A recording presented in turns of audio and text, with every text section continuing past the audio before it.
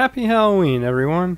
Happy Halloween if for the first time I actually stay on schedule. Like that'll ever happen.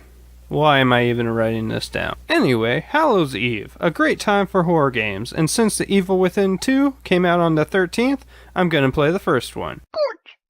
Shinji Mikami took part in the creation of almost every Resident Evil game and many other games before leaving Capcom in 2010. From there, he created his own studio, Tango Gameworks, which released its first game, The Evil Within, in 2014. I've had this game since its launch, but somehow it ended up in my backlog. So, for the first time, here it is, The Evil Within.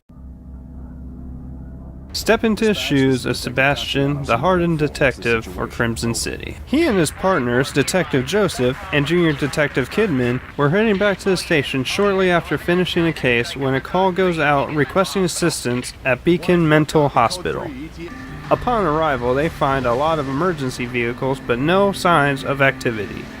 They enter the lobby to find everyone there has been slaughtered. They make their way to the security room where Sebastian watches on the monitors 3 officers being killed by a hooded man. In the blink of an eye, the hooded man suddenly appears behind Sebastian and quickly takes him out. When Sebastian awakes, he finds himself dangling upside down in what is best described as a slaughterhouse. He gets free and tries to escape, only to find himself being chased by a chainsaw-wielding madman.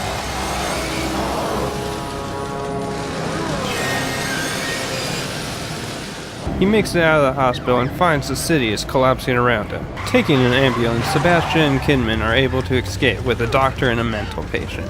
And from there on, The Evil Within becomes a literal nightmare. As the game progresses, you realize that you are in something called the STEM system. The STEM system is a world created by connecting the thoughts of everyone who enters it. And at the center of that world is the ghost of its creator, Rubric. Unfortunately, most of the knowledge you get about Rubric and the STEM system will come out of the Season Pass, where you will be playing from Kidman's point of view. On the journey, you also learn about Sebastian's rough past. After the accident? Well, I never put a gun to my head. No, of course not. Just quietly sank into a bottle. We can't all be perfect. It never affected my work. But hey, you read the IA report. You know I didn't report you because I was worried about your work, Sebastian. What else is there? Which will be mainly discovered through Found Note.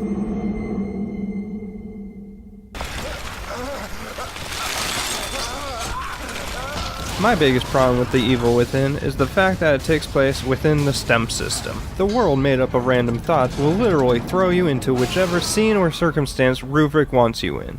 You go from sneaking around a village straight out of Resident Evil 4 to literally getting tossed into a factory. Don't get me wrong, this is a great looking game, with great tone-setting music, but as I said, the areas appear to have been placed with no rhyme or reason. Kidman's story, the locations are actually connected to her past, but again, that's in the Season Pass.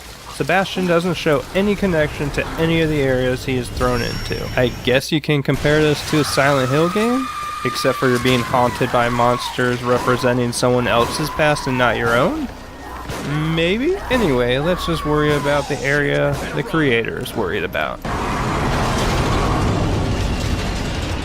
The Evil Within is a third-person horror game, so it's going to feel a lot like Resident Evil 4 and 5. But to mix up the gameplay, it appears that they took some inspiration from The Last of Us with stealth and ammo limitations. This is a great setup most of the time. The big areas where you can sneak around disposing of enemies unnoticed is great, but then there are the places where you're sneaking around small hallways, which I honestly began to dread towards the end of the game. Dreading how I just didn't want to keep playing. Not dread in actually being scared like a horror game wants you to be. I beat the game in about 14.5 hours, and I felt it could have been a little bit shorter. Especially since I feel they could have cut a third of the story out without affecting the plot. But back onto the subject. On top of the combat, The Evil Within has some pretty great puzzles. Some are clever, like one where you have a 2-sided tablet and a note that says one side will kill you and one side will free you. Since the note was found on a dead guy, I knew the bloody side had to be bad. A simple puzzle, but for some reason I just really enjoyed it. Then there's parts that are just bothersome, like the Keeper. The Keeper just sucks. He's really big with a safe on his head, and when he is killed he just reanimates from a different safe. My problem with him is when he respawns, the camera goes haywire, which literally makes me sick.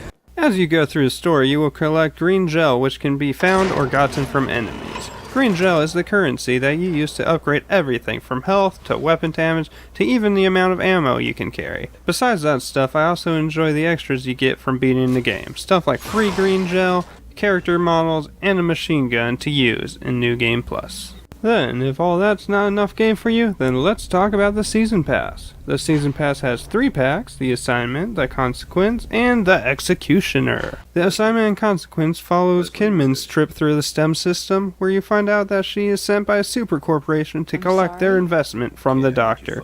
These 2 parts have more story than you'll get from the rest of the game, which is a shame because this is 3 hours compared to 16-hour main story. When you're done with these DLCs, you'll feel like Sebastian's story was just a survivor from Resident Evil Outbreak. Both these sections are mainly sneaking around. Since the area is mainly hallways, I felt like all the encounters were forced solutions for you to get through, unless you just ran past. Also, you don't get an assassination unless you find an axe, and you can only carry 1, so again, forced solutions to every situation. Then there's the Executioner, where you get to play as the inglorious bastard named the Keeper, as he slaughters lots of enemies for not much of any reason. It's fun up until the last 2 bosses, which just both become boring and annoying. The Evil Within was the first horror game I got for the current generation, and I found it quite enjoyable, even though I don't like that most of the actual story is put behind a paywall.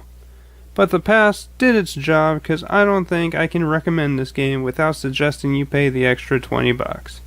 I don't like the Season Pass being used like that, so it is affecting my score as I give The Evil Within a 7 out of 10. Thanks so much for watching. If you want me to keep making videos like this, please hit the thumbs up and the subscribe button to show your support. Hey, it's Halloween, so I think I should probably end this video with something special.